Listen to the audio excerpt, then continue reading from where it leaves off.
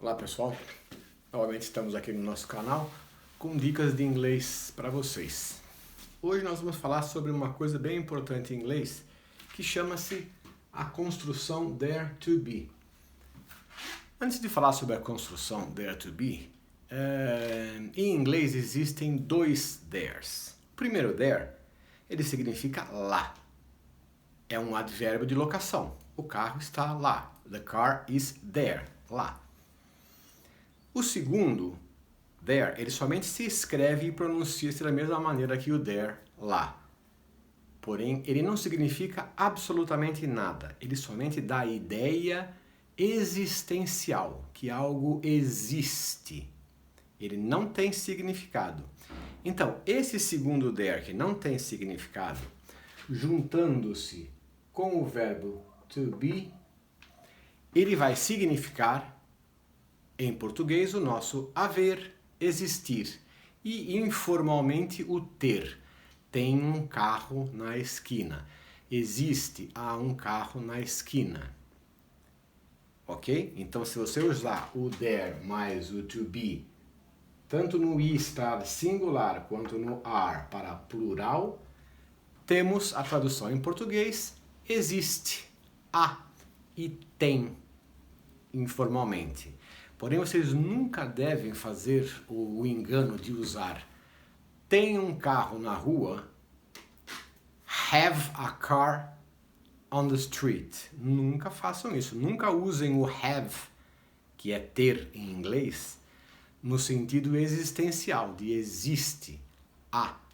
Isso não é inglês, isso é português, tá? O have, ter, em inglês ele é somente um indicativo de posse, não de existência. Então você não pode falar isso em inglês. Você quer falar, por exemplo, existe, tem um livro na mesa, você vai falar there is a book on the table.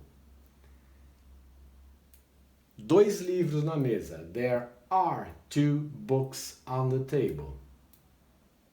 Plural, singular. Existe, tem um livro ou 2 livros na mesa. Ok? Então, relembrando, nunca use o have. Ok? Obviamente, você que já viu a aula do verbo to be, quando nós fazemos uma pergunta, nós vamos colocar o verbo to be antes do there, no início da frase. Is there a book on the table? A mesma coisa aqui. Are there 2 books on the table? Então, nós podemos fazer a pergunta fazendo a inversão do verbo auxiliar. E quando fizermos uma negativa, nós vamos colocar simplesmente a partícula not junto com o verbo to be, tanto no singular quanto no plural. There is not a book on the table. Por exemplo. Ok? Sempre colocamos a partícula de negação junto com o verbo to be. Muito importante é não deixar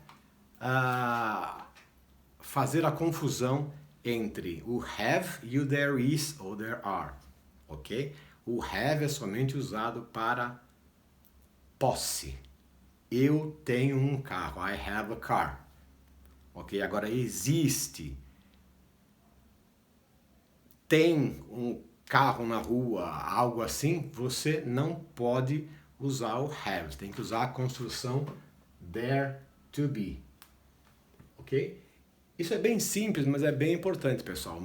Quando as pessoas começam a aprender inglês, eles sempre vão direto no have, como tem, existe, há.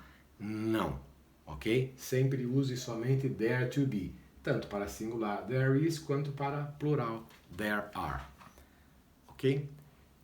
Se você gostou do vídeo, dê um like aqui embaixo, subscreva-se no meu canal e depois a gente volta com mais vídeos para vocês que estão começando a aprender inglês ou que já sabem e querem tirar algumas dúvidas, ok?